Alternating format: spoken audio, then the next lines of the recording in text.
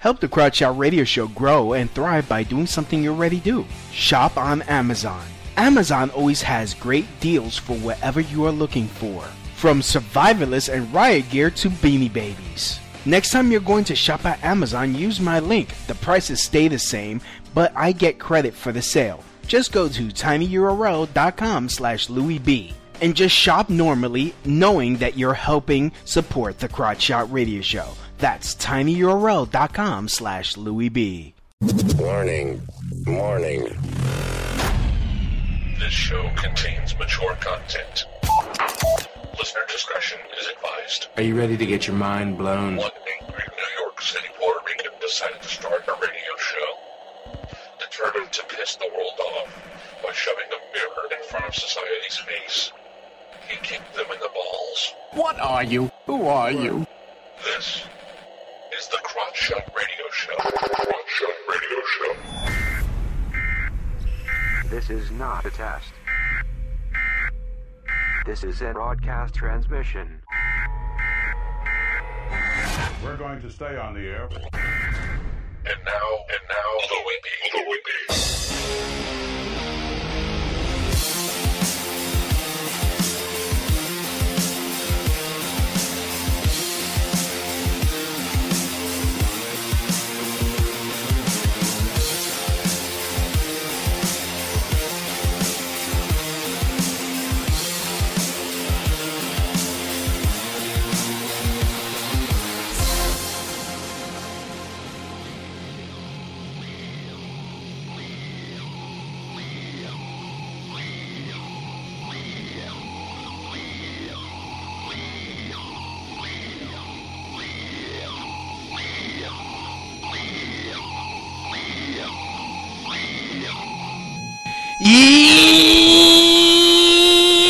Welcome to the Crotch Out Radio Show, where we kick the issues in the balls. We're on an active war against bullshit.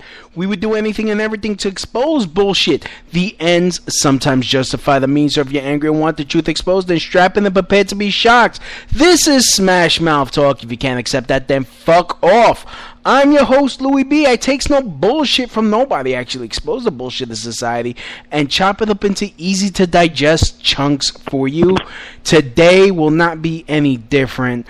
I'm going to be talking about Antifa is pretty much doing our job in fighting the left. I never thought I would see this day when Antifa is taking out the trash on the left. I mean, wow. I guess I was wrong. I guess they wanna turn a new leaf. Pretty soon they're gonna cut this Marxist bullshit, and they're eating their own. And it's Antifa versus Black Lives Matter. Black Lives Matter versus lesbian, gay, bisexual community, and just sit. All we gotta do is sit back and enjoy. And just ignore the alt-right, I guess. I mean, let them talk, I guess. I mean, I don't know. But today I'm joined with the lovely and talented and personal bodyguard of Gavin McGinnis on some occasions, Matthew Lyons. Matthew, what's up? What's up, brother? It's always a pleasure. Ah, man. So yeah, you were. Let's kick it off. I mean, we spoke about. I spoke about Charlottesville. More like about the. I wasn't on the ground there, so you were there. Tell me what was going on. What was it like over there in the rice paddy, as it were? Oh, it was interesting. You had armed militants of every stripe in the streets, and then there was little old me. Mm. It's funny. I've never seen so many people walking around with AR-15s in polite society that all hate each other. We had BLM was there, Antifa was there. Mm. You had the neo-Nazis and the alt-right, and then there were centralists like myself there with Falk. And I believe AP3 and Oath Keepers were also there. Mm-hmm. But what's miraculous is you have hundreds, if not thousands, of people outside with guns who all dislike each other, and not a single shot was fired. the only civilian casualty was to a car accident. Was it a car accident or was it deliberate? Because what they're trying to say is this dude. I mean, if you believe what Infowars is saying, that this dude is, it turns out that he's actually a leftist himself. I try not to get involved with that. So it's going to happen. Hopefully, what happens. I'd like to see this go to jury. You know, I hope they don't plead out or dismiss it. I'd like to actually see a trial. Because I'm interested in what a jury would say with all the facts in front of them. I don't give a shit about the court of public opinion. It means nothing to me. Right. You know, most of the public wasn't even there that day. Most of the people commenting on this. Yeah, I wasn't there. So, I mean, like, I'm just going by what's been reported. And, I mean, it does look like a false flag. Well, it feels like a false flag to me. But, Sure. You know, but I wasn't there. Some people were saying that this guy just gunned it. He was gunning it. And this is going by the footage, the drone footage. And just I didn't know there was drone footage. Oh, you didn't know there was drone footage? No. Oh. No, I've seen some high definition camera angles from the ground, but drone footage, that's a new thing to me. Oh. Like, I mean, that, like, he just gunned it, it was, like, intentional. It was so does it look different from the drone footage then? In fact, hold on, let me send you the linky link. Oh, boy. Maybe you could take a look at it real quick. It's a 47-second, are you sending it? Yeah, I'm sending it through your messenger right now. We're doing this live, ladies and gentlemen. So, yeah. So let me play it for everyone. I mean, this is a visual, so I don't know if there's any audio. This is from RT. Okay. You see. Yes,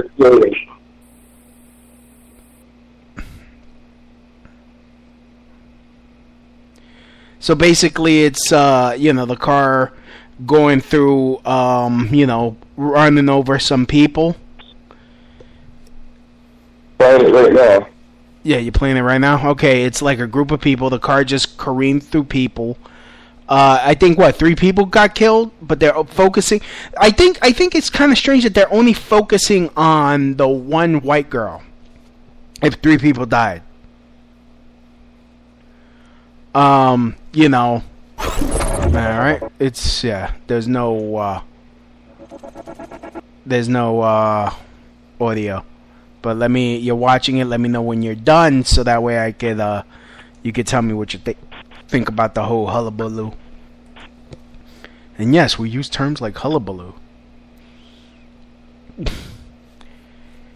There we go, there it is. All right. Give me the beat, boys, and free my soul. I wanna get us in your rock and roll. It looks a little different. What? Yeah, so I've heard a few theories about this. Yeah. And before I even got out of Charlottesville, and even had the opportunity to turn the news on, as fate would have it, I was with Jake Gillespie's bodyguard, Tony, the guy that got stabbed 9 times. Yeah. You remember that? Yeah. He's actually well recovered. Oh, very good. Yeah, he was there that day. He was bodyguarding for Jake Gillespie again. That guy, he's a champ. And somebody brought up in the car that Charlottesville is just a hop, skip, and a jump away from the Pentagon. And then somebody also mentioned that if you watch it, the windows are all blacked out, and the way that guy backed out at 40 miles an hour, this is what was proposed to me. Nobody who hadn't taken a defensive driving course would be able to drive it straight back like that. But once again, that's not my opinion. You know what I mean? Right. I kind of want to see what a jury decides when they have all the evidence in front of them. Because I'm sure, with how high-profile the case is going to be, that we'll get the guy's Facebook messages and his, his cell phone messages, and we'll know what was actually up with this guy. If he went there to cause chaos or not. We'll find out. But I don't think that's going to be for a while. Yeah. I mean, like, look, if he really did do this maliciously and not that it turned out it was like a self-defense thing, that it is a pussy thing to do. Yeah, it is. But there's also the other possibility we don't know yet. Yeah. The kid could have been cruising slowly, and that guy might have hit his car with the baseball bat, and then he just slammed the gas. You never know. But unfortunately, you don't know who the guy is that hit his bat, and people ended up dead because of this. So I mean, this dude, either way, his nuts are getting nailed to the wall. Yeah, but I wasn't there with angry, violent people. I was there to protect somebody who's running for Senate, Augustus Invictus. I was there for that, and I was there to bodyguard for a handful of women that were supposed to speak. I didn't go there to tear the town down or to shout racial epithets at people. Right. I was there to defend people and to preserve the peace. Oh yeah, no. So Millie Weaver was there, and she needed protection because they were like this. This is what I was like I mentioned the other week. She was getting surrounded by these people, and first of all, if you're gonna have a civil discussion with someone, you don't get up in their face. You don't raise your voice. No. But then they're like, oh, why are these guys here with guns? They're here to protect me because you guys are known to put hands on people, and they're more emboldened to put hands on people if it's like someone that can't really protect themselves. Yeah, the person that I was specifically protecting, because folk was there to defend a handful of people, Augustus Invictus. There was an Afrikaner there. She, like a white Dutch person from Africa. Oh, an African. That was there. Yeah, an Afrikaan, whatever you want to call it, Afrikaner. I forget what they call themselves. But a white African. Yeah. That was there to talk, about what happened in Rhodesia. Or as I like to call them, the world's first. God, fuck it. Moving on. I fucked the joke up. Never mind. Cultural. Were you gonna say they were kings and stuff? No. They were cultural appropriators. Fuck. The first cultural appropriators. Yeah, never mind. We got Barco in the chat room. Hey, Barco. Hey, sweetie, I missed you. So it was them, and then there was a girl speaking there by chance whose father or his stepfather rather, used to be a mentor for me years and years ago. Oh, okay. And this girl, she's like 20 years old, maybe 5 foot tall, 100 pounds soaking wet. And people want to rip her limb from limb. Oh yeah, because she's there, because she's on that side of the fence. Yeah, because she's a threat. So, she's a huge threat. She's literally Hitler. Oh yeah. She's literally Hitler, Matt. She's literally Hitler. Yeah. Yeah, you know what? Yeah. They won't honestly. They won't do that to. I bet they wouldn't rush up on Bay Stickman. But then again, there's videos of him whooping ass. If anyone gets close, boop. So they ain't gonna fucking run up on him unless they. No, Kyle is a bad motherfucker, and he can hold his own. Oh yeah, no, he gives no fucks. But we were bodyguarding for him in Boston over the weekend because Kyle, he's got that torn ligament in his arm. Oh. So he's wearing some sort of crazy mechanical cast right now, like a mechanical brace. Yeah, he's a little bit worse for wear. So So, you know, pretty much he's walking around looking like the Winter Soldier, and people still want to fuck with him. Okay. Yes. Yeah. Yeah. Yeah. When we were trying to get out of the Boston rally. This is a bit of a fast forward. I guess we'll go back to Charlottesville in a minute. Yeah. When we were trying to get out of Boston, the Boston police had sealed this area off for us to extract through because there were 15 or 20,000 people moving in on us. You know, BLM and Antifa was flooding the streets and moving towards us. So they brought in armored cars to take us out of there. Now, while we were waiting to get extracted, some kid, some Bernie supporter, had come from across the street, and for whatever reason, the police put him on our side of the street. Well, this kid calls Kyle Chapman a faggot. So one of my associates looks at the kid sideways and smiles at him. He's like, "Did you just call Kyle Chapman a faggot?" And then Kyle Chapman fucking does a 180. He's like, "Did you just call me a faggot?" And Kyle got right up in this kid's face. The kid's shocked now. You know, he's afraid that he's about to get his arms torn off. And I stepped in between Kyle and this kid, and I kissed the kid on the cheek. And then he turned white. He turned ghost white because he knew he fucked up. Yeah. And he just backed down after that. It was at this moment, this Bernie fag realized he fucked up. I've never cuffed somebody that quickly or efficiently before, but it was a beautiful thing.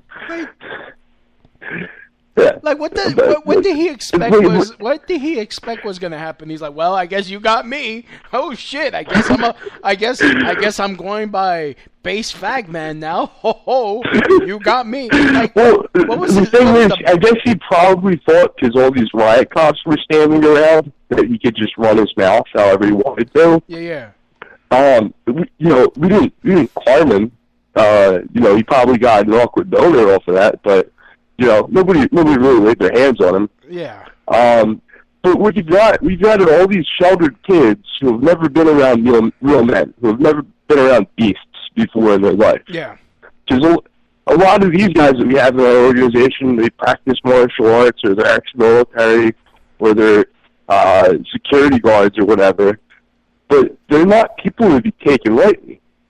And most of these kids, they go through a sheltered life, they go through high school, and they get brushed into college, and they've never really met a badass.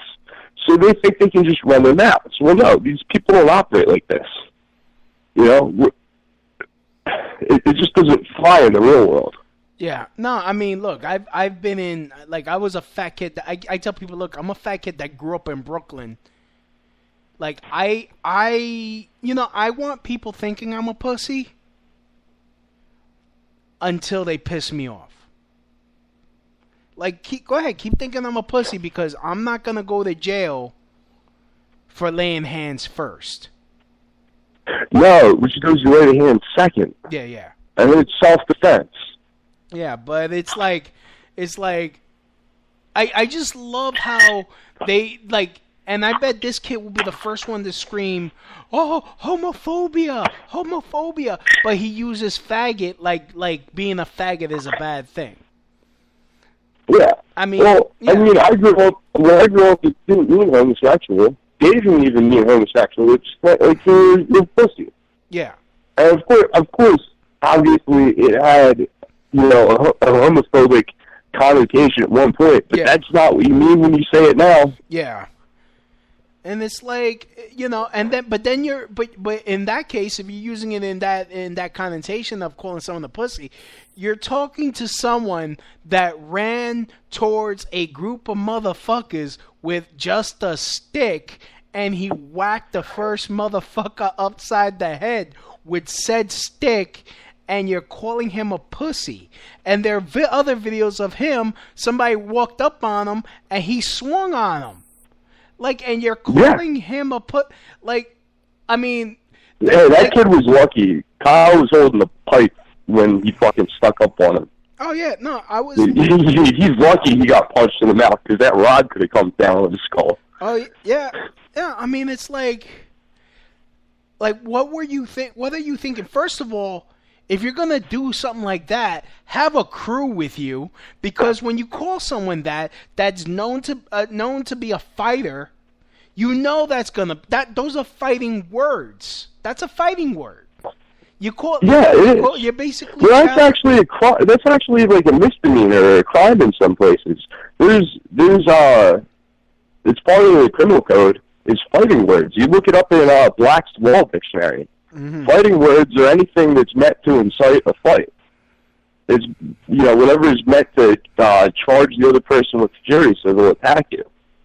So if you use fighting words and then somebody attacks you, it's also your fault.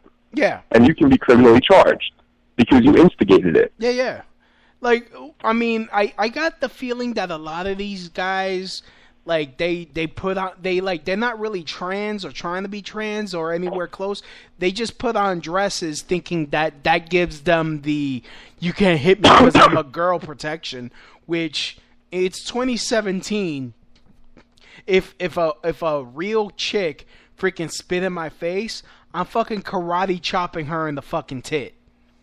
Well, as soon as you come at me with violence, you're no longer a man or a woman. You're a target. Yeah, exactly. You're just a person that fucked up. But yeah, I mean, it just amazes me that we're gonna punch a Nazi in the face. First of all, like at the other side, why trolling or not? Why the fuck are you throwing up the Heil Hitler salute? Like, I don't understand that shit. Like, okay, why? Like, and I kind of agree. It used to be funny. It used to be funny until everybody was doing it. Yeah. Like the frog memes and all the Nazi memes, people were just sharing them on Facebook. I thought it was hilarious. I went to the D.C. rally. I spoke there. I kind of trolled Richard Spencer a bit, and his friend Colton Merlin, who set it up. Mm-hmm. But when I went there, they're playing like the fast wave music, and everybody's cheering for it. And they're using now it's real. You know what I mean? It's not behind a computer anymore. Now it's real. This is why people are starting to get frightened. So I can't really tell if all these people are trolling or not. I mean, we know our base tranny in New York. Mm-hmm. Emily, best troll I've ever met, by the way. Yeah. First of all, he needs to fucking pick a fucking team already and cut that shit. Just like, oh, how does one get a girlfriend? I'm gonna smack her in the face. Like, motherfucker, you can't have your cake and eat it too. I'm tired of that shit. I'm really like, and because you know what also kind of pisses me off about that, because I'm pretty sure she'll get more pussy than me. That's the real reason. Of course she will. Yeah. Because she'll fucking get all of her SJW friends to suck her dick. Yeah. It's like, no. Either be straight or either be gay. But no, none of this. Like, this is. I can't stand these bisexual motherfuckers. No. I think it's just that transcends. It transcends being bisexual. It's just like another category altogether when Emily's doing it. Yeah, well, is she? I still believe she's a troll. I believe she's a troll. Like, he's a troll. Oh, I'm so confused. It confuses me. Yeah. Like, what does this mean? Does this mean he's straight, or does it mean she's a lesbian? I don't know. Like, I don't know. I think you should have her on your show. I keep forgetting to have him on. Like, like, stop. Just freaking let us in on the joke. I won't blow your cover. But now we just need to know. We just need to know. It just seems like you're being a selfish bitch right now. That's all it is. That's all it is to me. It's like, I swear to God, motherfucker in a dress gets more pussy than me. I'll be damned. I'll be damned. Look, if that happens, I don't even want to know about it. I'll just be so disgraced. He's like freaking wearing his easy breezy beautiful cover girl fucking makeup and and freaking dating like freaking Abigail Ratchford or Have a Victoria's Secret model blower. I would Like- I would be so angry. I would join the Westboro Baptist Church and I will protest gay funerals from that point on. Like fuck that. I would become the world's greatest homophobe if that ever happened. Like so, Emily, if you're listening, shout out, love you, but fucking fucking love you. You're make a fucking keep decision. trolling everybody. It's fun to watch. Jesus. I think Emily's best exploit in my book was when she went to the DC rally dressed as a Nazi brown shirt. Did you see that? No, I did not. Oh, so somebody from, I think it was NBC, interviewed her, and they were asking, why he's at the Nazi rally, and all he says is, you can say what you want about the Nazis' politics, but they sure did know how to dress.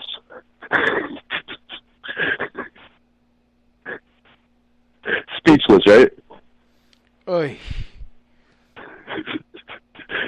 And then she takes a selfie with Richard Spencer to seal the deal. So here you have a tranny with a Hitler Youth haircut, wearing an authentic Hitler Youth outfit, hanging out with Richard Spencer, and Richard Spencer doesn't know. That is just that is expert troll level. Honestly, I don't think I'll ever be able to aspire to more than that. If you want to take it up a notch, she should have blew Richard Spencer and be like, then after he was done, just take out her dick. Is like, my turn, and just really fuck him up. Just really fuck him up. I don't know. According to some comments Lucian Winnish has made, he might like that. Yeah, right. Then he's just bad for the cause. He's just not. Well, what cause? Whose cause? I don't know. Socialism? Yeah. Oh man, just. Yeah, the people you meet. The people you meet, brother. So, anyways, so back to after that Emily break we just had. Oh man, so Charlottesville or Boston? What do you want? Let's go to Boston. Let's go to Boston because Jovi said that they stacked all y'all into a paddy wagon and so it was like 40 grand of people surrounded. So basically they're so afraid of it was like. Now it's 40,000. I think the number grows every time we tell the story. But I really don't know what the official number was. I know that there was a sea of people outside of this pavilion. Mm-hmm. Let's not even get to the armored car part first. So I showed up. I was the only person from Folk there because everybody else was with the VIPs. And we were waiting for the permit holder to get into the park so that they would let everybody in the park. So people started showing up. And I'm over by the gate with a few other people and a couple of women that I was washing out after that day. And what I was told was no interviews and no media was allowed into the gated off area. Of course not, because you don't want them getting real news. Yeah. Well, they would have just twisted everything anyway, so why even let them in? Fuck them. Yeah. We shut them out. Oh, okay. We took a cue from Donald Trump's playbook, and we said, no, you're not coming in here. You're fake news. So the only people that were in there were a couple of Patriot podcasters and web streamers, but they were our guys. Right. And they recorded the whole thing and put the whole thing up there. So these media personalities kept getting really pissed that every time that they approached the gate, I got in their face. I told them to get out of my personal space. There's no reason for you to speak to the police because you're not allowed in the park. Okay? I'm with the organizers. You're not allowed in the park. No media is allowed in the park. And you're not doing any interviews, so just shove off. And didn't care for that. But after about an hour, our guys finally showed up. The speakers started coming into the park. I went in the park with my group.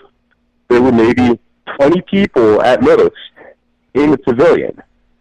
So you have this pavilion that's in the center of the park, and then there's like this pinwheel around it, and there was like a 500-foot standoff zone between the pavilion where the speakers were and where the counter protesters were. Okay, they were barricaded off with double gates. It was a gate by them, and then a gate maybe 50 feet off of the pavilion. Okay. So they had no way of getting through. So the first people that spoke were these two Catholic converts that were Jewish. They were like Jewish people that converted to Catholicism. Why? Just why? Listen, it gets better. Okay.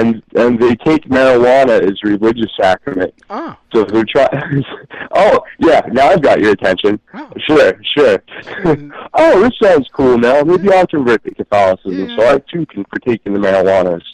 I see what you're up to, Louie. Well, but, I tried. So they started the day off with prayer, so they had their little prayer thing. They prayed for peace. Mm-hmm. Fine. Then this Indian man, his name is Dr. Shiva.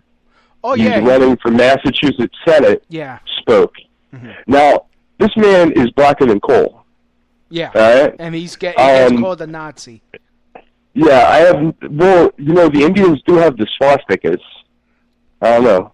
Well, no, but it's positioned. It's positioned. Oh, but it's facing the other way. Yeah.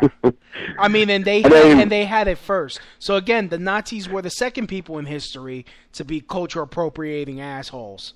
So that would be like your people taking rice and beans and fucking turning it into something evil. I would be pissed off. I would go to war. I would.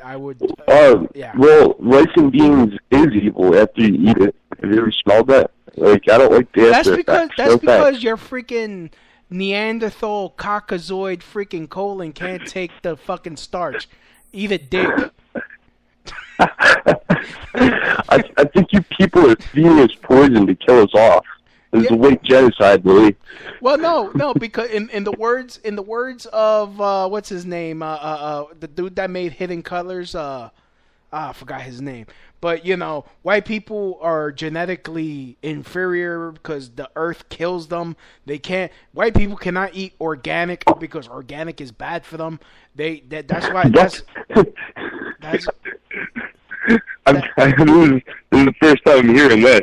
Yes, and the sun kills you. That's why you burn. You cannot. What's this? Oh, yes, and white people are born with tails. So you guys are the real monkeys, not us. What else I heard? Oh yeah, where do people come up with this shit? The darker you are, the more superpowers you have. No, Hidden Colors. What's his name? Wait, I'm in front of a computer and I'm trying to remember shit. Hidden Colors documentary. You gotta watch. This is real? Yes, this is real. Yes, this is a documentary. It's actually a Tariq Nasheed. Tariq Nasheed. It's a trilogy called Hidden Colors. Talks about where that all of civilization came from Africa, and if it wasn't for black people, white people would still be living in caves. Which is why most white people have a slope protruding eyebrows because they still have Neanderthal genes. So. Jesus Christ. Speaking. How can I help Jesus Christ. Can I help you, my son? So. I just wish all these racist people would shut the fuck up. So yeah, watch Hidden Colors. Especially if you're dark skinned, it will give you a freaking ego boost like a motherfucker. So.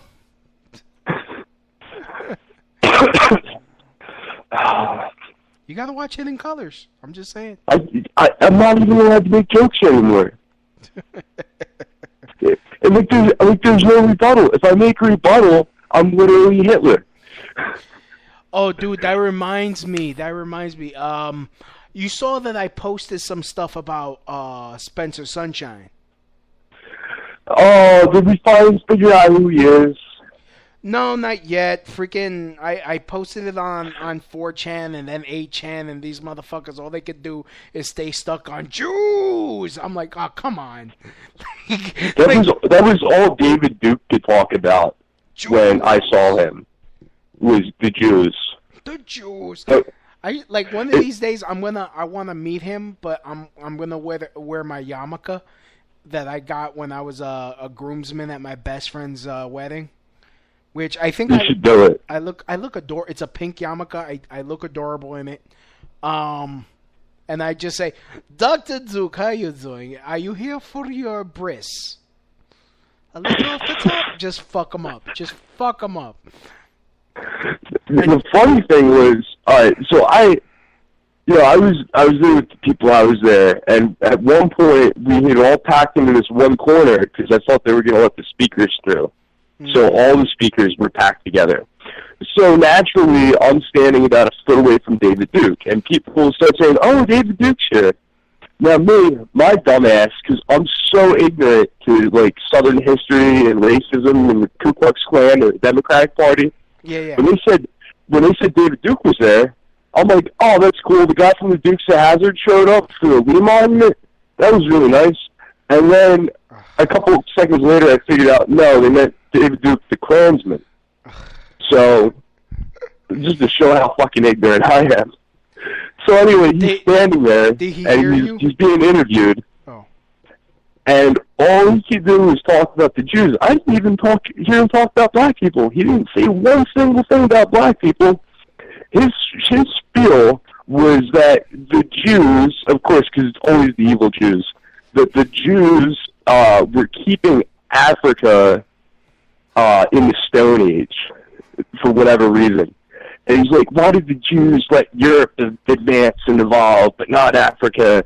It's the Jews that are keeping the blacks down. So David Duke's now trying to appeal to a wider audience. Right. He's trying to get the black people behind him now. It's just sad. Well, no, if he really wants to do that, he would be wearing his pants halfway off his ass, and he'd be wearing FUBU with some Jordans, with a tattoo on his face. If he wants to do all that. How does the joke go? Pants up, don't loot. Pants, I don't know. You get it? It's like hands up, don't shoot. Pants up, don't loot. Come on. Pants up. I'm Googling it. I think it's a meme. I think it's it's pants up, don't loot. Yeah. Yep. Never really. Yeah. Yeah. So David Duke was there. We had real German Nazis there too. The guys from the Traditional Workers' Party in Germany came out to the Charlottesville protest.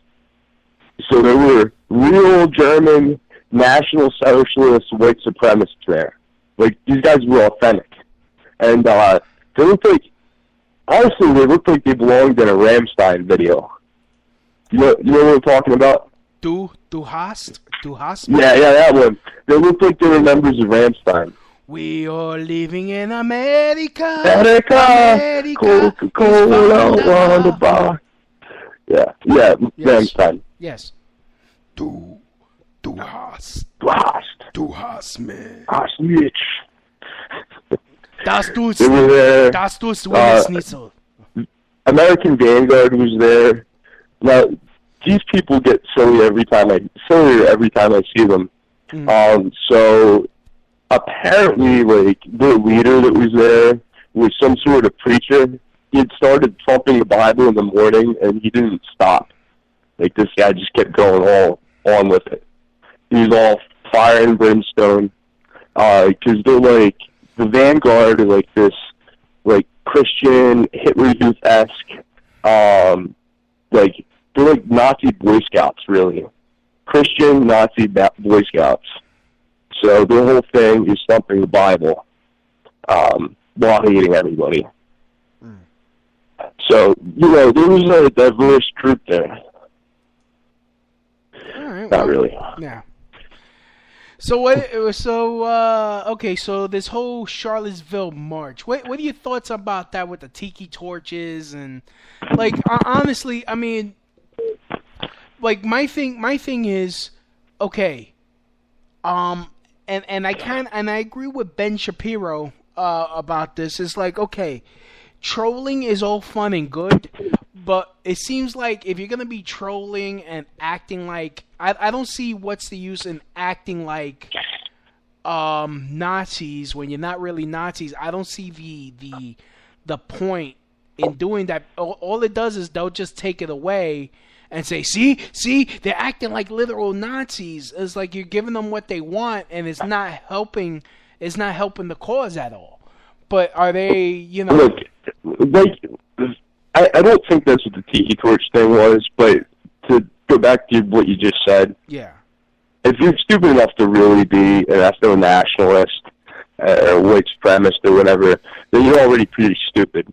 It doesn't take much more. It's not much more of a leap to be dumb enough to announce it publicly. You know, look at me, I'm retarded, white pride, you know. So, yeah, these people are fucking idiots, sure. But the tiki torch thing, I don't really think that was that dark. You know, it was. I feel like it was like a candlelight vigil, if anything, for this monument that was about to be taken down. Mm-hmm.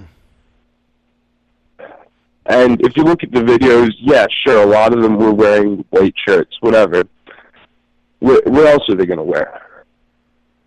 You know, most of these people are part of Identity Europa, and or Vanguard or whatever, and their outfit is a white T-shirt with their emblem on it. So I don't think that was really so much of a throwback to the Klan as it was just like a candlelight vigil for the statue that was going down. Because the statue was going down anyway. Whether they had this protest or not, the statue was going to be removed. They were just making a fuss about it. Well, Identity Europa, like I'm on their website, the history of cultural Marxism. Oh, and it's not page not found. That's interesting. What happened? No, I'm on identityeuropa.com. This week has witnessed the most unprecedented attack of free speech on American citizens by anti-white corporate and political interests in history. Within a 24-hour period, fuck it. I lost interest. Yeah, so Identity Europa, out of all these groups, hasn't really rubbed me the wrong way so much. Mm-hmm. I know that there's a couple of mulatto people in their organization, so they're not racist. I think you just have to be of European ancestry. Right. So, for example, there's a New York City Proud Boy. I'm not going to mention his name, that we both know. He's a young guy, very dark, looks very African American to me. Yep. But he's an eighth Austrian. Oh. And I believe what they told him was that sure he could join. Oh wow. You know, they're not a hate group from what I understand. You know, a lot of them might be what is it? You know, dumb kids, but they're definitely not a hate group. From what I've seen, I mean, that could change the next time I interact with them. But from what I've seen so far and personally interacting with them, they don't seem like a hate group to me. Right. Alrighty. So let's move on. MoveOn.org. What do you think? I think it's going down. So okay. .org. So okay, back to like let's finish up with Boston. So you guys were put in a paddy wagon, and yeah, you know, yeah. After the two Jewish Catholics, the Indian guy, and two African Americans spoke, and the organizer gave a little speech, which is a very, very diverse group of white supremacists if I've ever seen one. Yeah, it sounds like you were at Nuremberg, Germany before World War II. Nice. Yeah. So after they were all done speaking, they moved all 20 of us to like this extraction area. Yeah.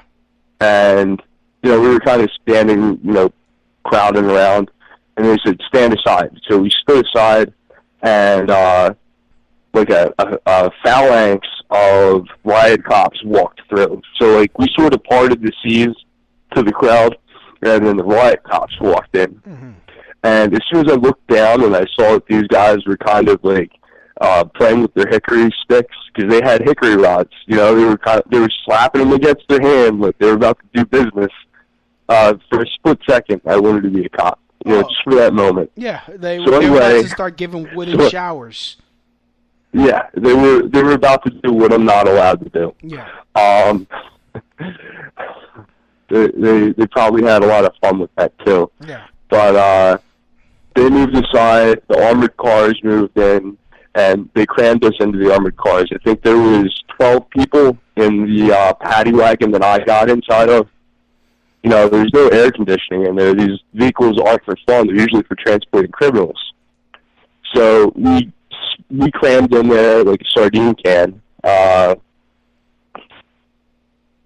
I think it felt like a very long time. I know it was at least an hour from start to finish once we got in the paddy wagons. Mm-hmm.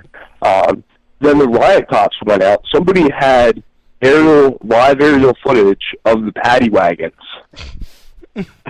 while we were inside of them. So we sort of knew what was going on. And as soon as the doors closed, I made the dark joke. I said, well, I hope they have warm showers at the FEMA camps. You know, I just had to get it in there. Yeah. What's that? Yeah. Yeah. So we're in there. We were just kind of laughing about the whole thing and how absurd it was.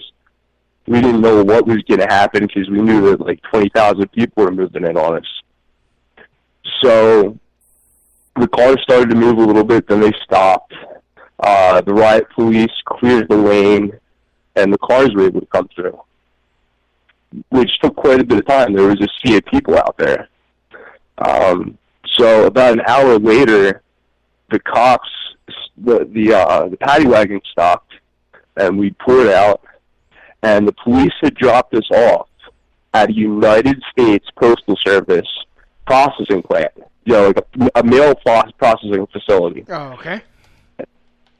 So I think the logic behind that was, if there was any, was that we were on federal property, and if anybody attacked us there, it would be a federal crime, as opposed to being processed in Boston. It would be handled by a federal court. So some slimebag left-wing Boston district attorney wouldn't be able to just throw the case out because it would be in a federal court. So I think that's why they dropped us off at the postal plant. Smart. So from there, it was pretty much over. We waited until a ride showed up, and we got the hell out. It was a wild time, you know. There were only maybe 20 people there speaking that all these protesters came up for. Actually, we have audio of you leaving after that. What's that? We have audio. Hold on. Of you leaving. Of the... Oh, boy. Motherfucker. Alright. This joke will work. This is you guys leaving... This guy's you leaving Saigon.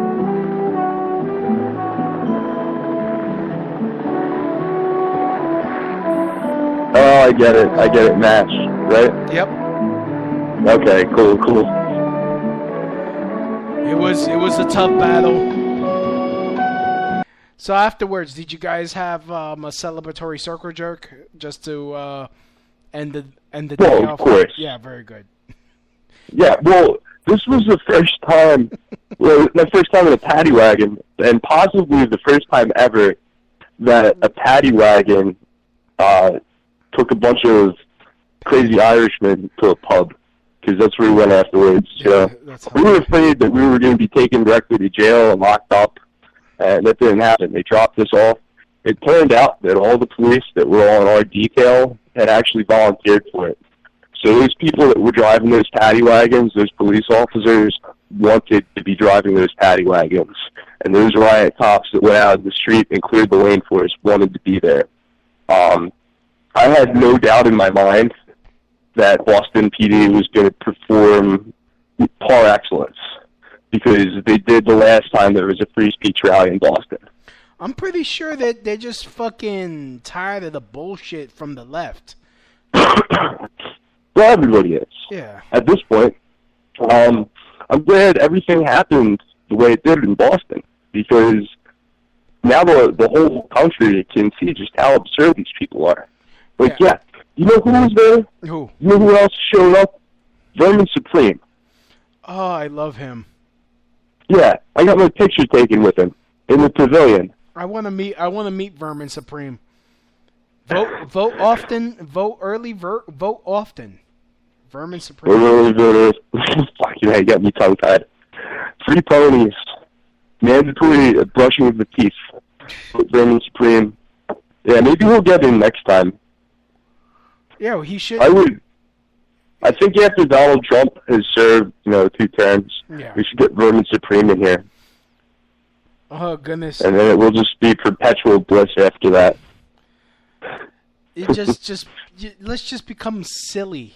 Just silly. They want, like, no illegal will want to come here after that. It's like, this place is too fucked up.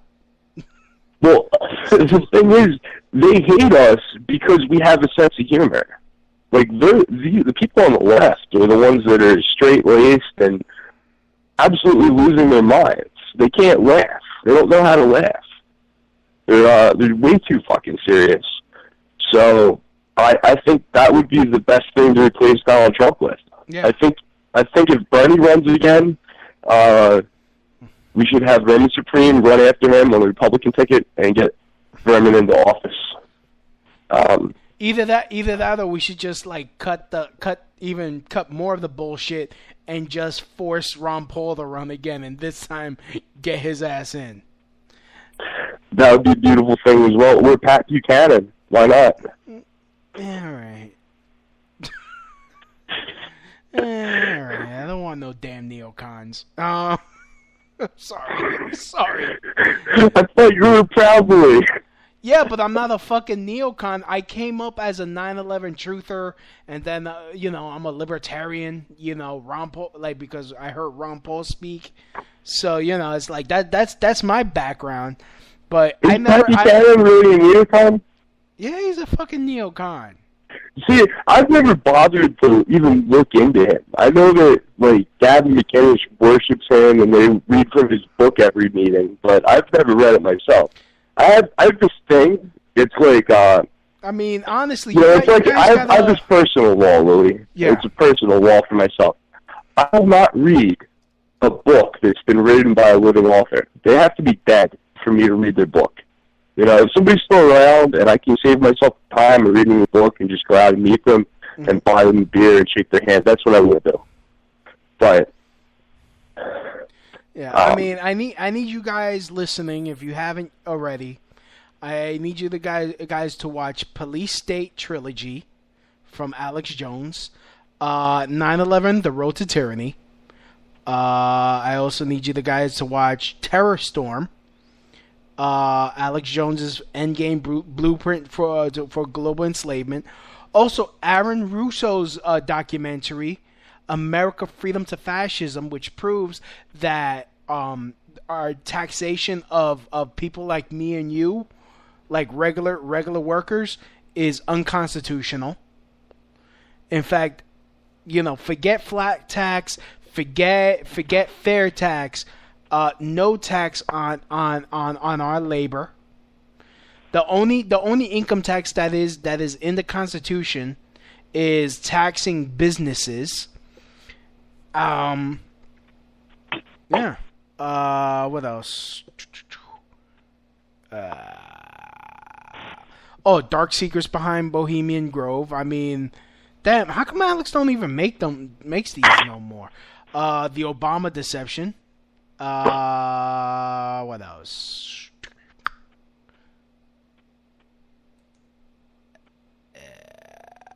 Yeah, that's pretty much good. If you want to see something really trippy, Willie. Yeah. I mean, really trippy, tongue-in-cheek, go on YouTube and check out the Church of the Subgenius recruitment video. Alrighty, but all right, but before we do the Church of the what? No, it's like an hour and a half long. Do it when you're stoned, and you'll enjoy it. That's your homework assignment. Basically, there were these comedians that did like performance art back in the 70s. So they had this thing that they did, and they called it the Church of the Subgenius. And it turned into like a cult following of these performance artists. But they were all anarcho-capitalists. Mm-hmm. It's just very amusing. All right. So what do you think of this thing that happened in well, you probably didn't hear this thing happened in Dallas, like Antifa versus Black. The guy with the nitroglycerin. The guy with the nitroglycerin. Oh shit! What? You didn't hear about that one? No, I did not. Dude, I got left-wing terrorists for days, dude. For days. All right, you show me yours, I'll show you mine. What happened in Dallas? Okay, well, let me get you the Antifa versus BLM. Just tell me about it. Apparently, they got into a fight, and an Antifa guy sucker punched a black dude. Here's the video. Here's some video. Hopefully,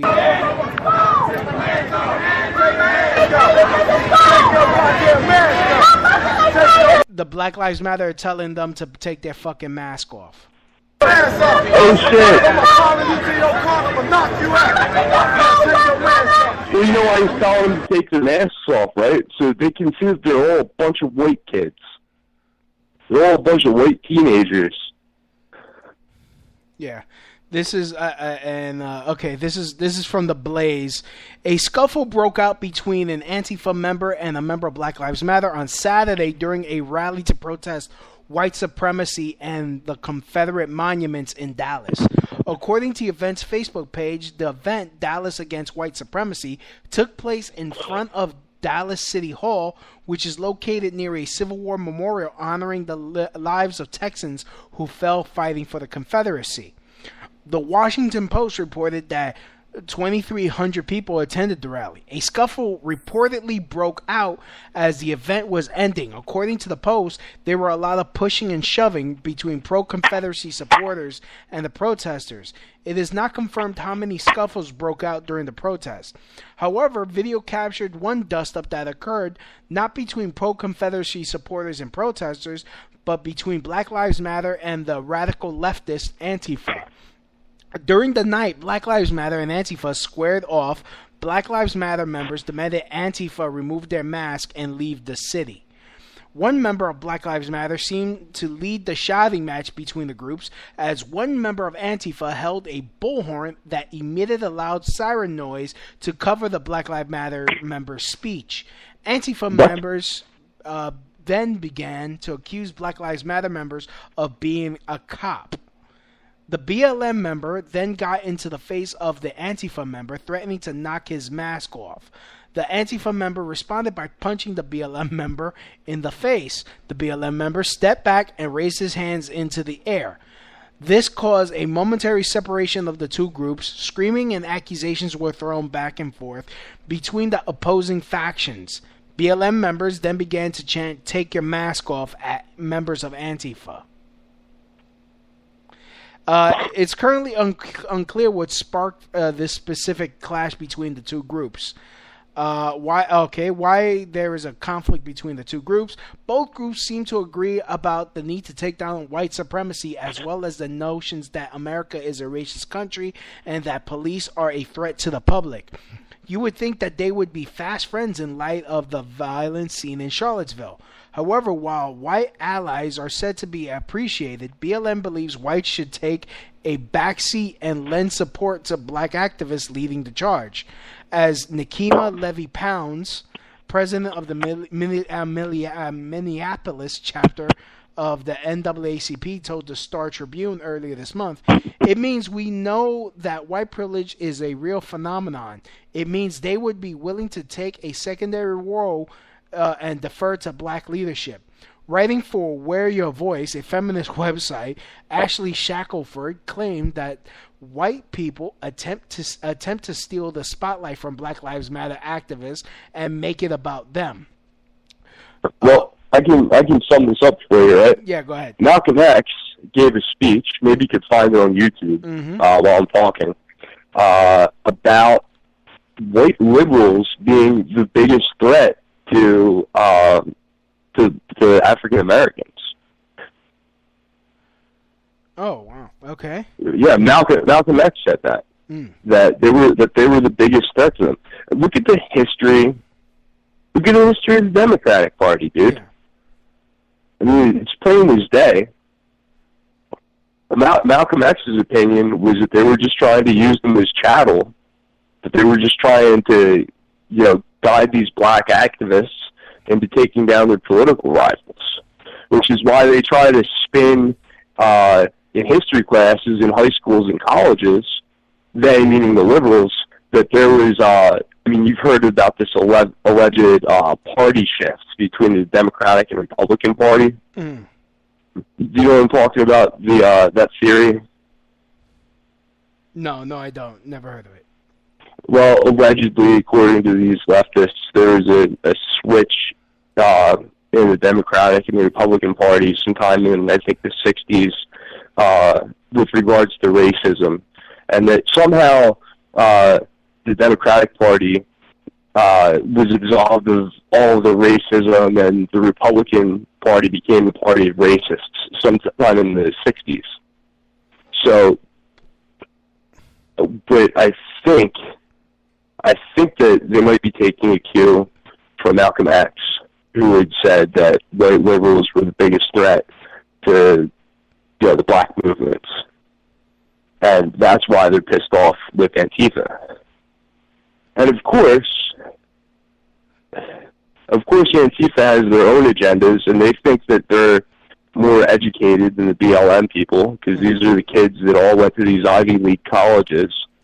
So they want the black people to take a back seat. Yeah, I mean, so I totally see how there's that dynamic going on where they're fighting against each other for who's going to lead. Yeah, ain't it amazing though? These supposed people that are so for black people, like you would think. Like, honestly, if I was in that position, I would be like, okay, yeah, I'll take the back seat. This is about. Yeah, well, I mean, the idea of being an ally is you're supposed to be helping somebody, not doing it for them. Yeah, like honestly, when it comes to this whole Confederate thing, it's logical that okay, this is a black issue. Black people were the slaves, so black people take offense to the Confederate statues. We help you. It's not about us, but I mean, and I know, I know it's not a white issue. Yeah, I know I'm probably gonna get killed when I say this, but I personally believe that there is maybe there's not white privilege, but more of a white superiority complex sort of thing. I mean, the only way I can explain this is when I do security. I'm at like an office building, and a white person comes in and doesn't have their ID, and you like, I can't let you in, and they fight you on it. Like, that's going to magically change the rules for them. When a black person comes in without the security badge, don't you give them the same amount of bullshit? Exactly, but the thing is, they don't fight me as much. Some still fight me, some still try to fight me, but not as much as a white person.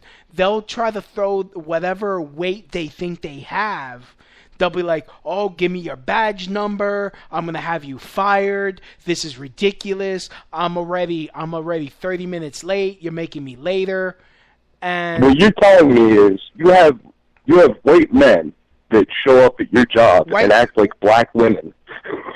Well, no, it's a lot of times it's white women too. They feel like they have this invisible clout that that the rules don't apply to them. Like, because I see this a lot, and honestly, a lot of times I'm gonna blow some minds right now.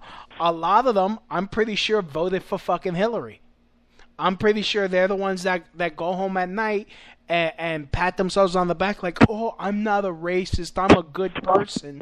Yeah. Well, yeah. You're describing like the stereotypical annoying soccer mom. Yeah. You know, that goes to the grocer and gives the cashier a bunch of bullshit. Yeah, I mean, there was this one dude when I used to work at this one office building.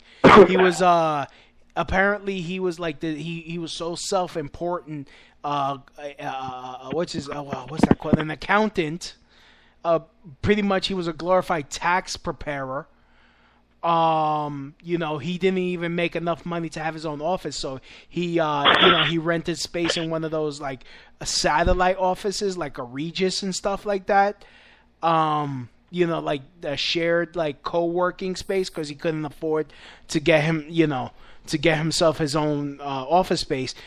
His fucking ID stopped working, which the rule is you have to confiscate the ID and confirm whether he's still allowed in the building, then print them up a temporary pass, and then keep the ID so that way it could be reactivated as soon as we get confirmation.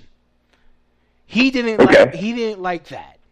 He was like, "Oh, this is a special ID. It shows it has my picture when I was still fat. I lost a lot of weight, and if something happens to that, why can't I get it back? And if something happens to it, you're going to have to pay for it. I'm going to have your fucking job." I'm like, did this motherfucker just curse at me? He's going to die today.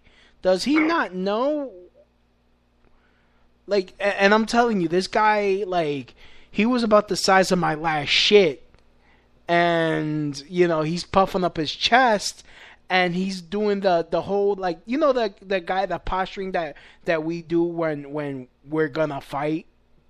Yeah, like the puffing your chest out like a rooster, arching your arms back. Yeah, I know what you're describing. Like and the way he was talking to me, I'm like, does he not know that the doors are open and I could walk around and he is not going to be able to walk right? And he's like... Yeah, so here's the flip side of this, right? This guy came in and his ID didn't work, and he calmly, politely asked you how to go about getting a new ID so he could go and get in the building. You would have probably helped him out, right? Of course. And he would have had an easier time. Yeah. And he would have been in the fucking building. Yeah.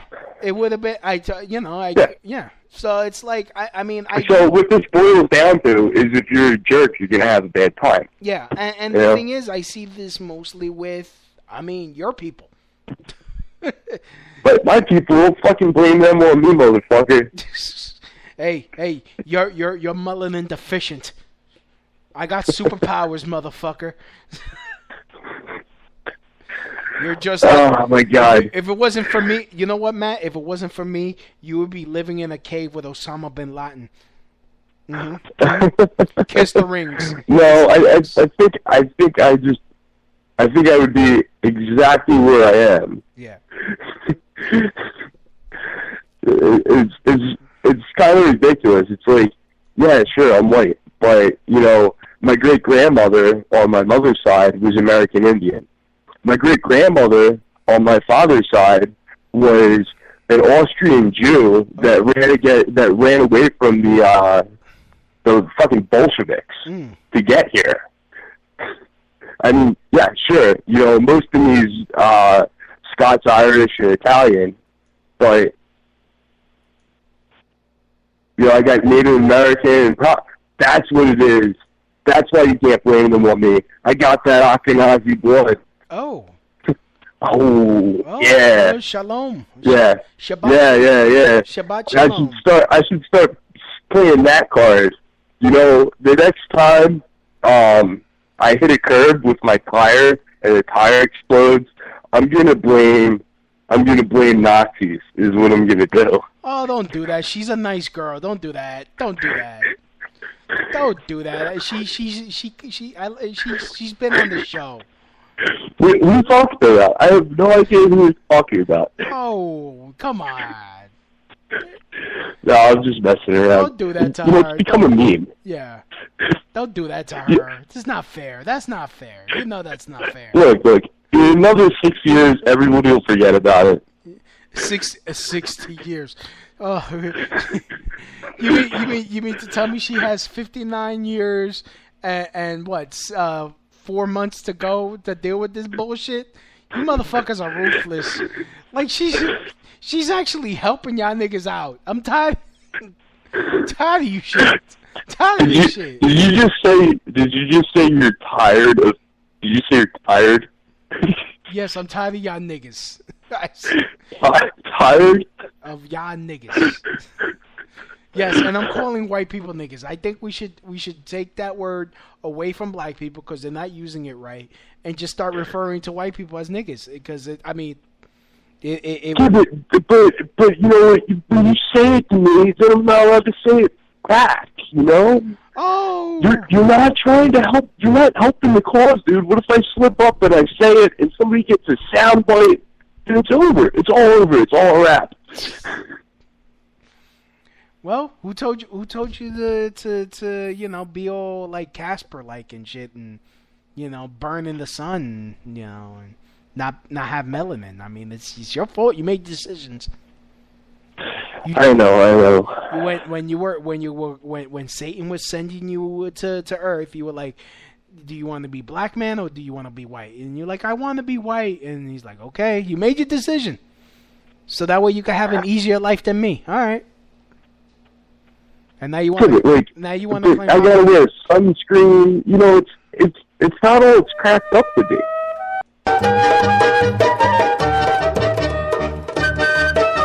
Okay.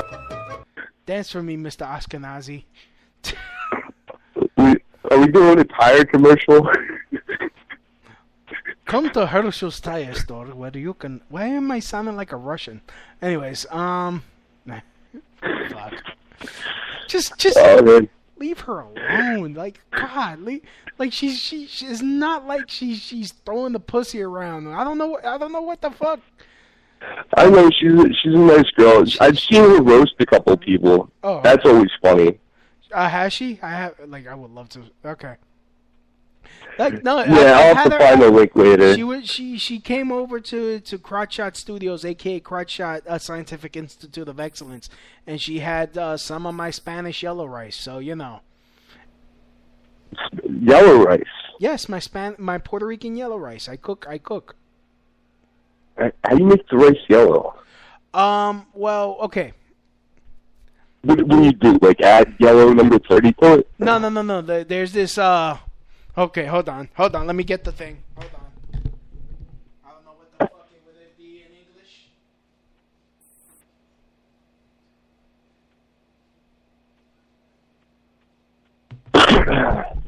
English. I'll just tell you the fucking recipe of the yellow rice. What I use. First I make my own sauce. It's a sauce called sofrito, which is with onions, garlic. Louis, you gotta stop that. You're appropriating European culture when you speak Spanish. First of all, it's not appropriating when I do it because it was forced upon me by the European. If the European didn't come and fuck with us on our island, I would still be speaking Taino, which no one knows what the fuck that sounds like because y'all dirty motherfuckers wanted to come over here and fuck with us instead of continuing to fuck your sisters and your cousins over there. A bunch of I love you, Louis. You inbred motherfuckers, and you wanted to force your language on us. Because I don't know, because you thought there was gold in our island, and we're like, what the fuck, you talking about, Columbus, and so anyways, so it's not, it can't be, that'll be okay, like, yeah. All right, but you gotta tell me, yeah. You gotta tell me, Did you guys? What do you What do mean by you guys, white boy? I'd be use guys. No, use guys on the island. no, don't get smart with me. Don't get smart with me, Matthew. Well, I'll get the NAAC. I'll call it JDL on you. You're gonna your ass will be on the SPLC. Dude, don't forget the SPLC. Yeah, I was about Come to say. on, man. You gotta have the trifecta. You gotta use all three of them. I was about to say that. I was about to. That was the next joke before you jumped me, motherfucker. I was like, your ass is gonna end up on the SPLC. Well, let me get my joke out. All right. And you did it. Did you guys discover race on your own, or did you appropriate it from the Asians? And if so, how did you do that? Rice. I don't know where the fuck rice came from, to tell you the truth. I don't know. All I know it's a staple of our It came diet. from the ground, motherfucker. Duh. But I'm pretty sure we got, like, hold on. You want me to freaking do a whole freaking horticultural... I want to know how you guys ended up with rice. I don't know. Freaking some... Do you guys make yellow rice? You know, to make fun of the yellow men that you stole the rice from? No, I gotta know. We make yellow rice because it's fucking delicious, and that's how we're smarter than you. Freaking couldn't. You don't like white rice. You motherfuckers. Okay, you're telling me that if you mix a little bit of olive oil with some white rice and then sprinkle some Parmesan cheese on that motherfucker, you're not gonna eat it up. Anyways, let me tell you about this. There's first we use this condiment called bijol, which makes the rice yellow, and it's made with a lot of delicious stuff. You put that in a pot, and then you put some oil, and there's this thing called sofrito, which you make. It's like a sauce, and some tomatoes with tomato sauce in it. You mix it up. You dump the rice in there.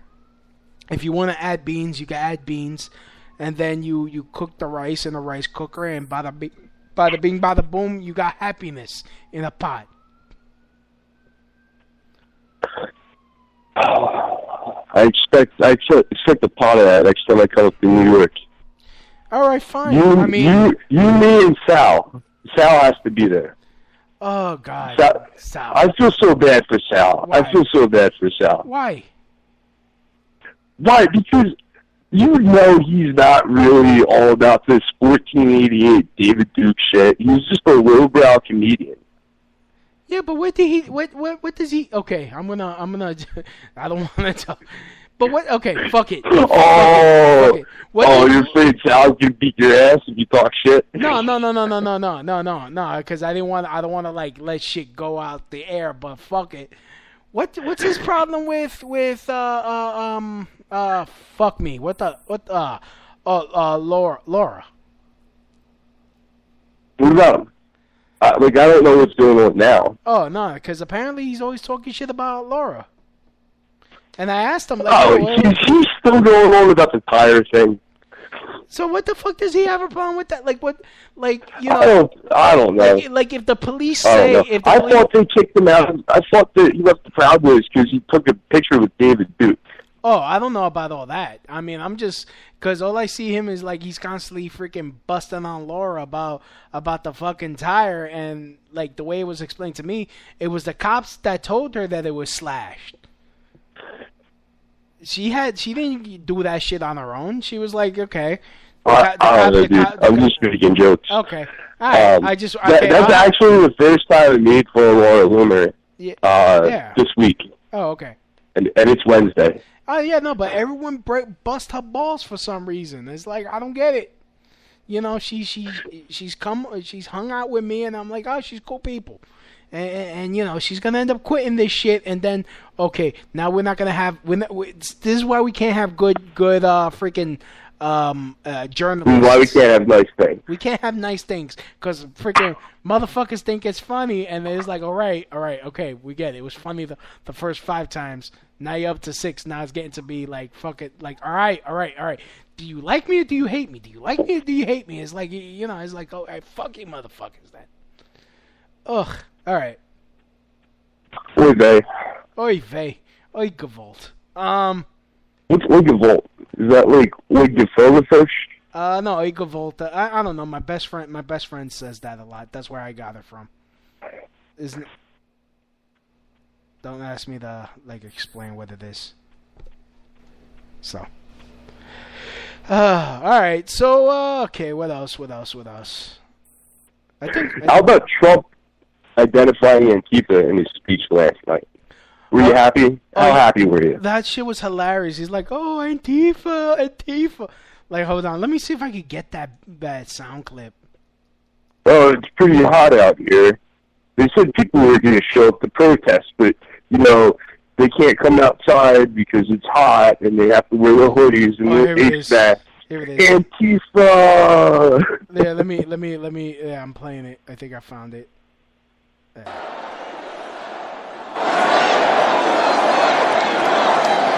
Oh, by the way, how did you go on that dude's website, Black People for Trump 2020?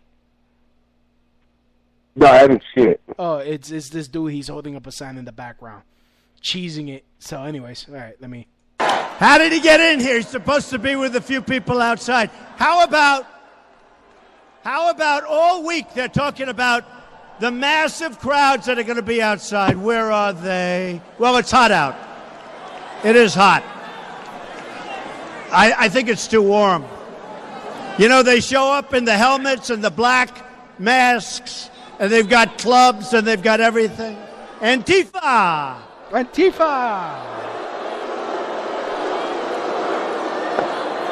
So on August the 14th, so that was it. And I said, all people, I love all people, everything, right? Now I figure I'm going to do it again. I'll be even more specific. So I said, based on the events that took place over the last weekend in Charlottesville, I'd like to provide the nation with an update, because that was right after the event, the first one, right? Mm-hmm. An update on ongoing federal response to the horrific attack and violence that was witnessed by everybody. To anyone who acted criminally in this weekend's racist violence, you will be held fully accountable. Justice will be delivered. That's what I said. Listen to that. I said that, but they don't show that. They don't show it. They'll take one thing like, seriously, he was late was the best thing. He was late. So I said, to anyone who acted criminally in this weekend's racist violence. Okay. Then I go, we must love each other, show affection for each other, and unite together in condemnation of hatred, bigotry, and violence. We must rediscover the bonds of love and loyalty that bring us together as Americans, right? Then I said, racism is evil. Did they report that I said that racism is evil? You know why? Because they are very dishonest people. So I said, racism is evil. Now, they only choose, like a half a sentence here or there, and then they just go on this long rampage, or they put on these real lightweights all around the table that nobody ever heard of, and they all say what a bad guy I am. But, do you ever see anything, and then you wonder why CNN is doing relatively poorly? All right, so yeah, Antifa. I love him.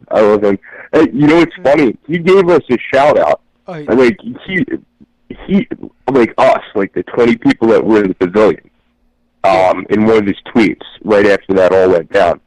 He said he wanted to thank all the people who were fighting against hate and bigotry in our country, or hate and violence, something like that, which is really what was going on in the pavilion. We had these, what were they called? That weird sect that I mentioned before, the potheads. They're called the Healing Church. They were praying for peace. Dr. Shiva prayed for peace. The two African Americans that spoke after Dr. Shiva prayed for peace.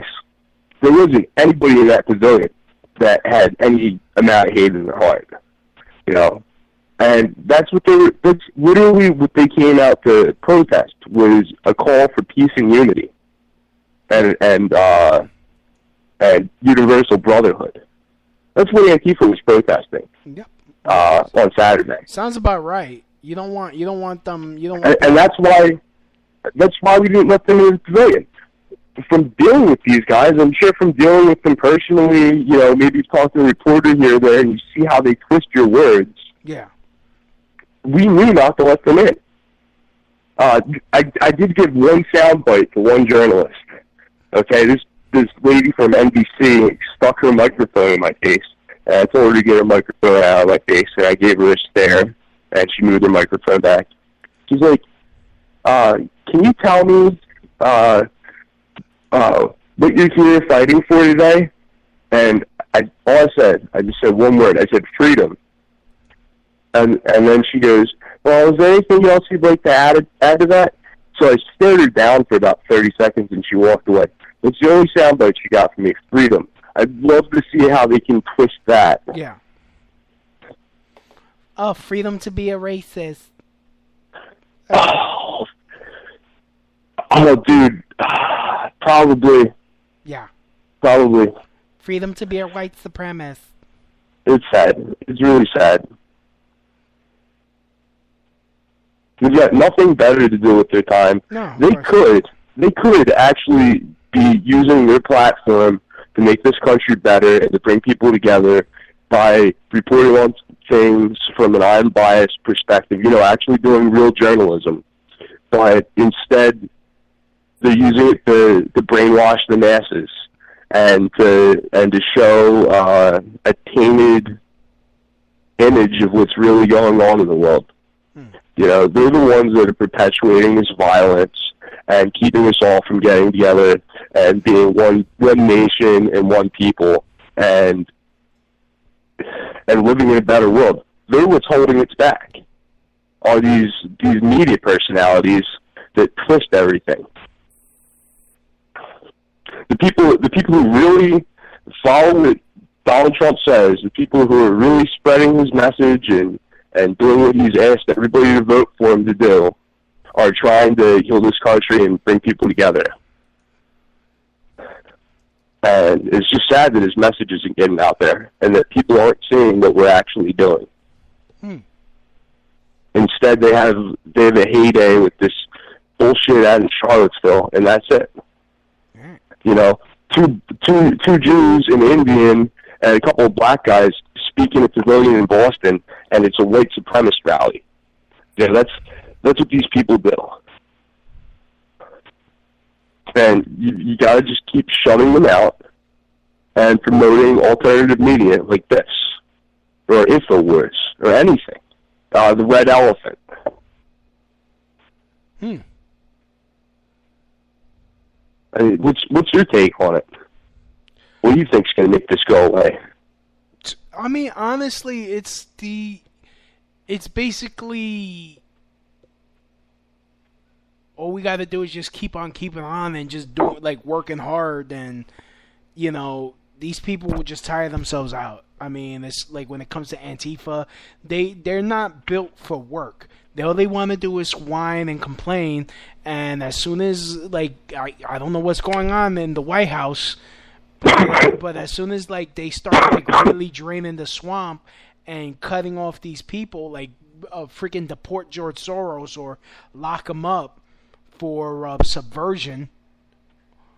Or I think sedition is the word you're looking for, but they are being subversive. I think sedition is the actual charge. Yeah, sedition. Yes, all right, thank you. That's I think that's a federal offense. Yes. It's up there with treason. Yeah. It's in the same tier as treason. I mean, the thing is, we got to cut off the money supply, but that's the only way. These people gotta realize, hey, there's no money in this.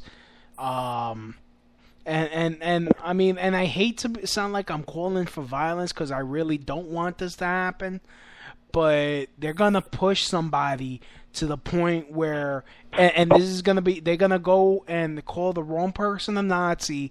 They're gonna attack the wrong person, and they're gonna have a concealed carry, and it's gonna they're gonna start dropping bodies. I hope not. I mean, that's the only way. I hope if Charlottesville is any indication of how level-headed firearms owners can be. Yeah. Because everybody was packed. All sides were packed in Charlottesville. The white supremacists, Antifa, BLM, and the centralists that were trying to keep peace. Everybody was packing. Not a shot was fired. Right. I mean, the only death you had from that day of a civilian is the person who was hit by the car. Yeah, and then the helicopter accident. Yeah. And that's it. And you have all these men with loaded guns in the streets that all hate each other. And there was no bloodbath. Yeah, I mean, which makes me think that whole thing with that guy crashing his car into people was a false flag. Yeah, just so they could... and nothing popped. I hear you. And nothing popped off. But no, I mean, I'm talking about, and I'm talking about in terms of here in New York City, because a lot of these motherfuckers like to throw hands or like to sneak attack us. I mean, I still remember when we went to Mayday. Union, Mayday. I got hit in the head with a fucking maraca. I mean, how fucking? I'm sorry, brother. That wasn't you. That just sounded no. I did not know you were hit in the head with the maraca. I've honestly never thought of using a maraca as a weapon.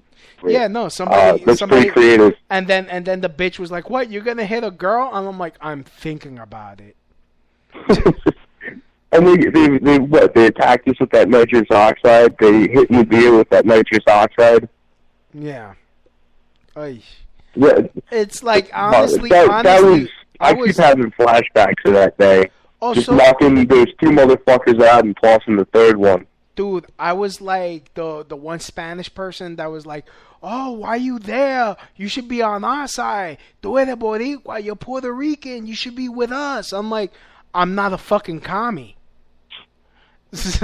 You're the one that's a traitor to the people. You wanna put a fucking put in a system of government that will get your people killed. It ain't gonna benefit you. It never like that, And it's like, oh, you're a cabrón, which is in I know. Yo te entiendo, cabrón, right? What? Which is yo te entiendo, cabrón. Oh. Somebody told me how to swear in Cuban, I think. Well, no, I don't even know what I'm saying. For Puerto Rican, like that's like calling him a cuck, like times 10. Yeah. And it's like that's a fight. That's a fight. Yeah. And it's like, and you got this one guy, tú eres cabrón. And I'm like, if I fucking take my palm of my hand and drive your nose into your brain, we'll see who the fucking cabrón is. And I'm like, your face is wide open. I could kill you right now. So let me ask you a question, right? Yeah. Just shoot from the hip on this, yeah. Right? So we wake up today, Bernie Sanders waves his magic wand, and we wake up tomorrow and it's we live in now a Marxist country, a socialist country, whatever, communist country. Who do they kill and who do they keep as slaves? I mean workers. Okay? They're going to kill off people that have no marketable skills. Those are the people that are going to go to Gulag. The same people that are going to prosper are the people that are prospering now, people with marketable skills. Okay? You need people like me who know how to weld and work on power plants and pharmaceutical plants and food processing plants. Mm-hmm. You need carpenters to build houses. You need plumbers to fix the plumbing, electricians to fix the electricity. You're still going to need police. You're still going to need a medical response, doctors, and all that. Mm-hmm. What you're not going to need are unemployable people with no marketable skills. The people that are collecting welfare right now, they would be totally useless to a Marxist society. Anybody who's not a worker is in communism and socialism. I think we know what happens to them. Yeah. Right? Am I right or am I wrong? Because what happens? I know. My ass is dead because I mean, You think they're gonna want any colored people? No. You think that? Well, especially me. I mean, me doing this show. I mean, I got a target on my back. I got people. Well, yeah. Well, of course. When I say people like me, I don't mean people who think like me. I mean people with the skills that I have. Obviously, my head's on the chopping block because I'm against socialism. Mm-hmm. So they'd fucking kill me off. But I'm talking about people that aren't involved in politics at all. I'm just saying, when you look at the resources and the labor that you have, anything that doesn't benefit the state has to go. Yeah. Right? So all the people who are unemployed and living on welfare, they would be useless to the state. And they'd probably go in the gulag, or they'd be forced to work on a farm for nothing. So they would bring about racial genocide of the people, you know, and they would reinstate slavery. That's what would happen. You think there's a lot of people in prison now in a capitalistic society? Flip it around and make it a communistic society. You know, the whole deal with communism is if you work and you're a worker, then you're allowed to prosper. If not, they punish you for it. So all the artists and drug users, they go to the gulag. That's what would happen if they got their wish. All these kids with their gender studies degrees that are, for all intents and purposes, useless to society, would go to the gulag. Yeah. Oh yeah. Like, all these they would be sealing their own fucking fate. Yeah, I mean, they went after, like, Communist China, they went after all the artists. Of course. They went after... Well, because artists are intelligent people that are able to express ideas through an artistic medium. Yeah. You can't have that. You can't have that. No. You can't have anybody who's able to dissent and make dissenting propaganda. They go to jail. Off with their heads. You know, look at North Korea. There's the official narrative, which is so far from the truth it isn't funny. And then there's reality. But the official narrative, even if the people do know it's bullshit, you know, about the Kim Jong dynasty being gods. That's what these people are raised with. They go worship the statue of Kim Jong-il's father. Because they think that he's like the godfather. It's sad. Yeah. I mean, that's why, you know, I mean, listening to Alex, I mean, he says the only way they're gonna, like, if this became a shooting war, they will have to, like, bomb them. They can't send troops into North Korea. They will have to bomb the shit out of them and keep bombing the shit out of them until they fucking calm the fuck down. Yeah.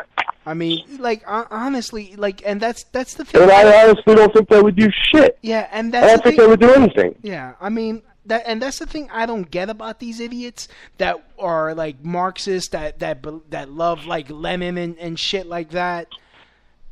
Like, you see what's going on in Venezuela. You see what happened in what's happened in Cuba. You see what's going on in North Korea, where, you know, this guy sneezes and whole families, whole generations are being wiped out. His own people, he's killing his own people. Like, what the fuck you think is gonna happen here in, like, when we still have the culture of land of the free, home of the brave?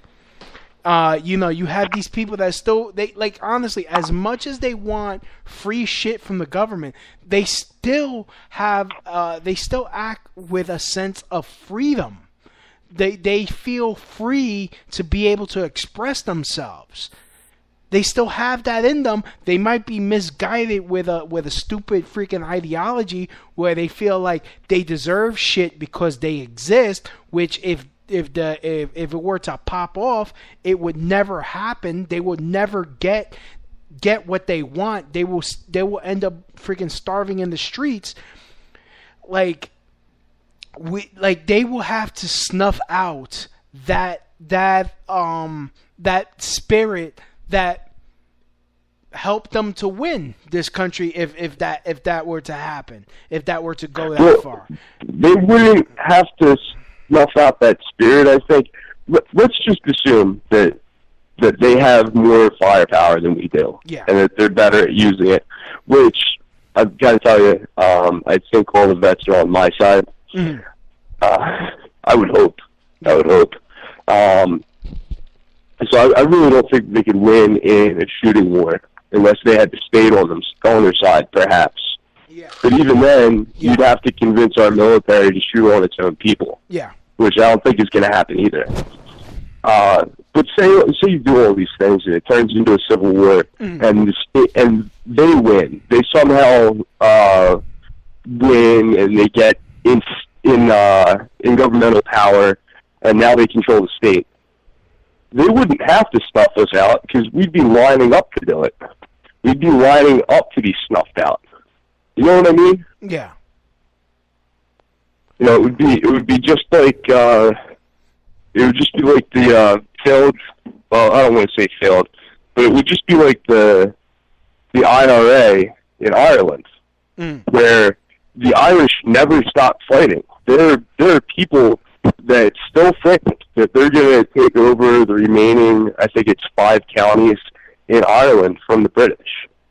There are people still fighting under the banner of the Irish Republican Army in Ireland to this day that haven't quit. So I don't think that you would be able to ever totally stuff out the American fighting spirit. I think it would just turn into guerrilla warfare forever. Yeah, but I'm talking about, you know, even the people that are with it, the people that go along with it and help turn this country into a socialist country, you would have to kill those people. Because then they will at the point they realize that they were tricked, that they're not gonna get this. Like this is what I asked for, but not what I wanted. Yeah, you'll have to kill you'll have to kill those people. I mean, communists killed their own. Like, I mean, I still remember which is also kind of what convinced me that communism was shit, where they were talking about how Stalin was having farmers starve to death because they weren't allowed to take food that they grew on their land because it was meant for other people. So basically I bust my ass trying to feed my government or the people, and I can't eat the food that I grew that's right outside my fucking window. So what do you expect to happen in a militant coup? Yeah. I mean, it's like, yeah, I mean, I can't keep what I work. I can't benefit from my own labor. Like, no, fuck that. Like, I understand, like, working and doing hard work and helping others for the greater good, but if it means my own destruction, no, fuck that. I'm not busting my ass for nothing. I can't be a communist. I can't. I mean, it's a very severe form of feudalism. Yeah. Except in feudalism, you still get to eat. So, I mean, I think the way that communism works, with all these militant coups that we've happened, like Che Guevara and that ilk, what happens is you get a few mouthpieces together, and they start stirring people up about revolution. And then you radicalize them, and you give them military training. Now, when you do win your war, right, and you do achieve power, who does the dictator take care of?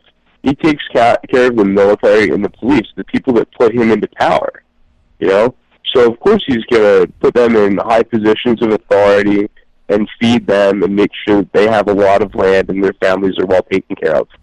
Because it's like, it's like a mafia takeover.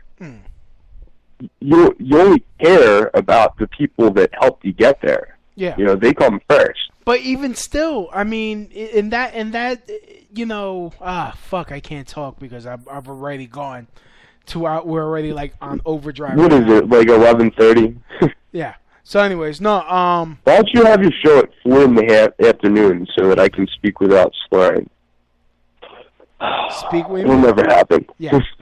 So, no, I mean, but even those people that helped out, they're the first ones killed too. By once you like didn't like Stalin and Lenin like take out like well no, even more recently freaking Kim Jong-un killed his uncle. Well, he killed off his own family because he knocked off his own and he's not generals. half the man that his father was.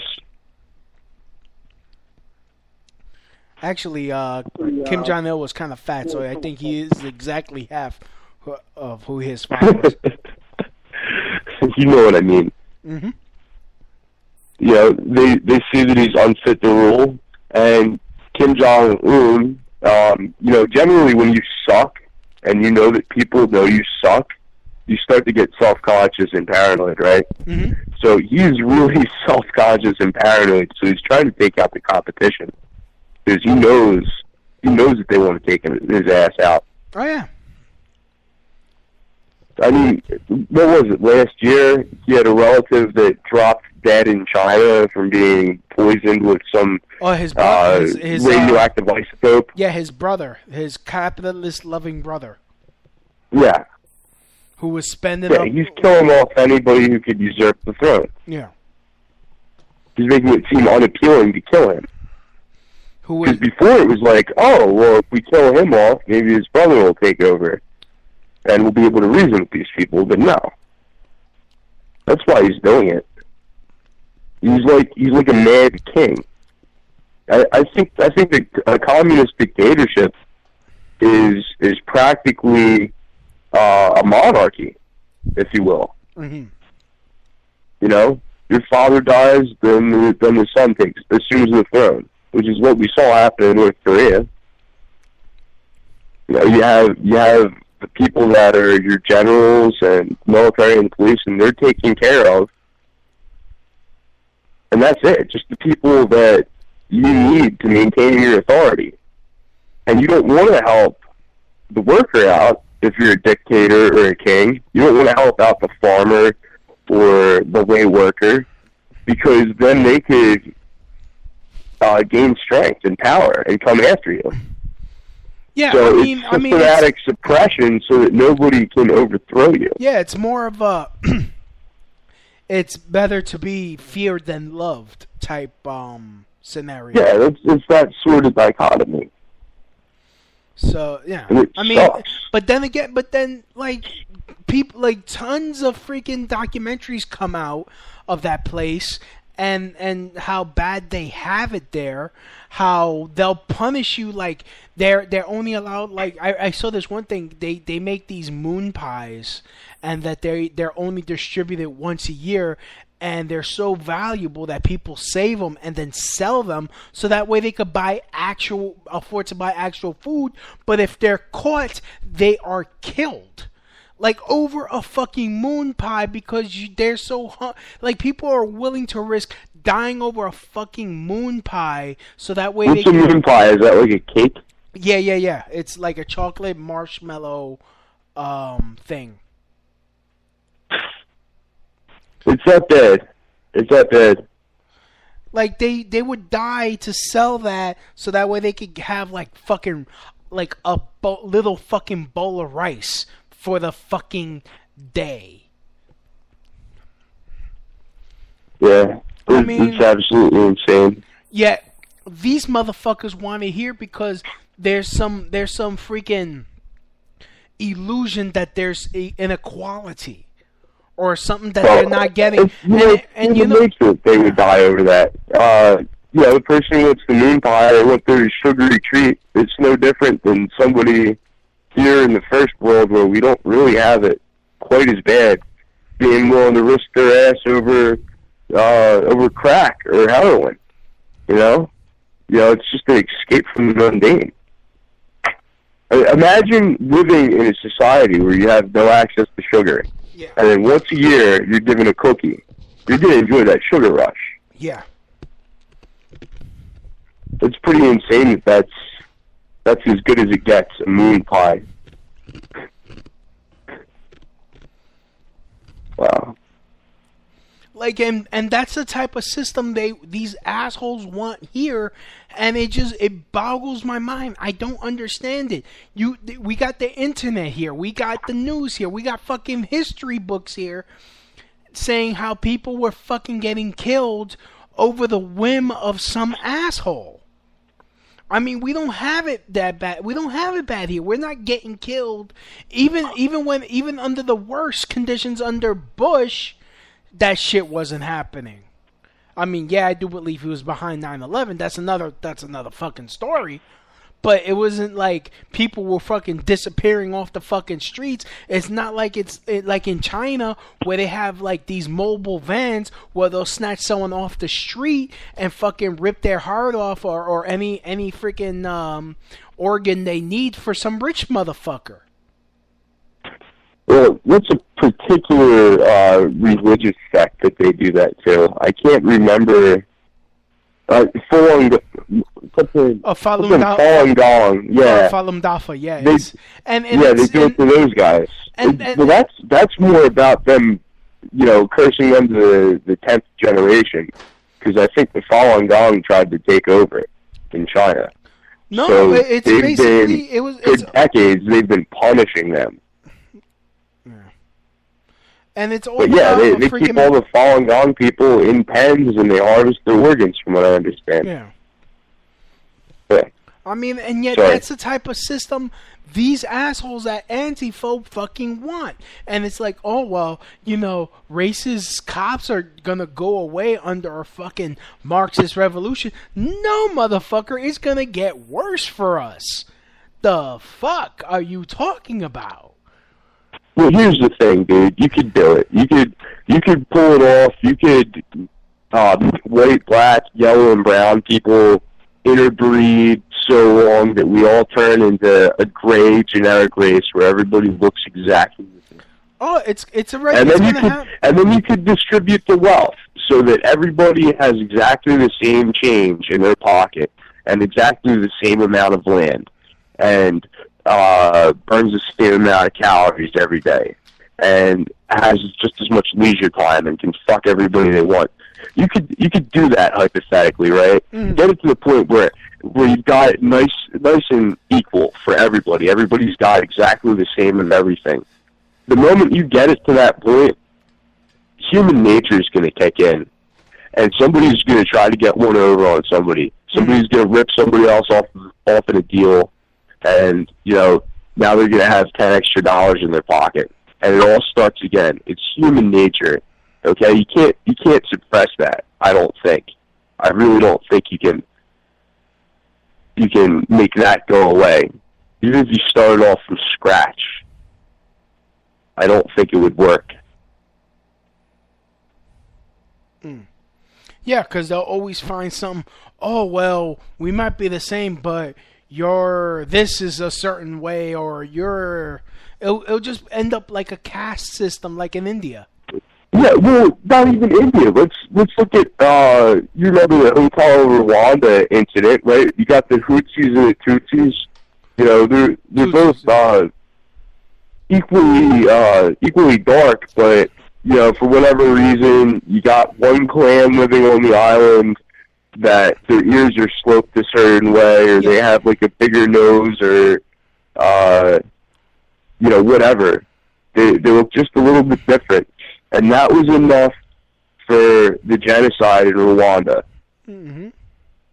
Was you look just a little bit different than I do. Yeah.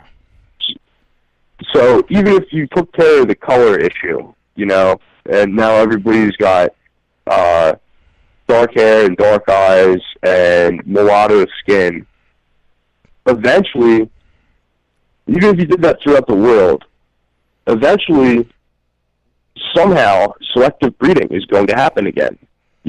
Maybe just people breeding in a certain area, a certain town or state region, and they're going to have different genetic attributes that are more prevalent. So it'll happen again. Now they'll look different, and it'll happen again. It'll happen again. Yeah. There's no way to stop it. Yeah. So anyways, So you got anything you want to promote? Not really, dude. Not really. Sleep. I need some sleep. All right. So yeah. Where we at? So yeah, let's do that. Wow, exactly 2 hours. Holy shit. Yep, we've been talking a lot. This is like one of those This is like a marathon show for me. So anyways, Every time we talk. Every time we hit everything. So like to thank everyone for listening to the show today. Be sure, if you're listening on Spreaker, please help me out by clicking the ads on the player on the commercials that play afterwards. If I can make enough money off this show, I can start doing part-time at my Square job, so that way I could focus squarely on improving this show. So that way I could freaking pay my bills. I'm not asking for a handout. I'm asking for a hand up. Just click the ads. Help a brother out. Or if you are, I'm gonna play the commercial for Amazon. Help me out by shopping on Amazon using my link at tinyurl.com/LouisB. Again, you're gonna listen to the commercial afterwards. I'd like to thank Matthew Lyons for listening. Shout out to Sal. Shout out to Laura Loomer. Freaking hope you guys get together and fix whatever's going on. We're in this fight together. And salam alaikum. Malaikum salam. Shalom. Shalom. Shalom. And as always, from my house to your house, mahalo. That's the end of my show. Donk.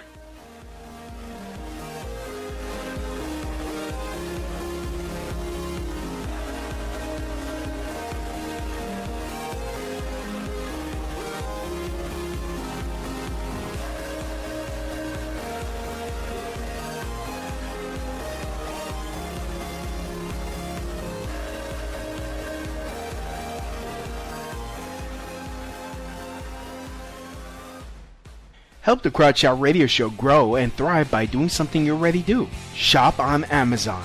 Amazon always has great deals for whatever you are looking for. From survivalists and riot gear to beanie babies. Next time you're going to shop at Amazon, use my link. The prices stay the same, but I get credit for the sale. Just go to tinyurl.com/LouisB and just shop normally, knowing that you're helping support the Crowd Shout Radio Show. That's tinyurl.com/LouisB.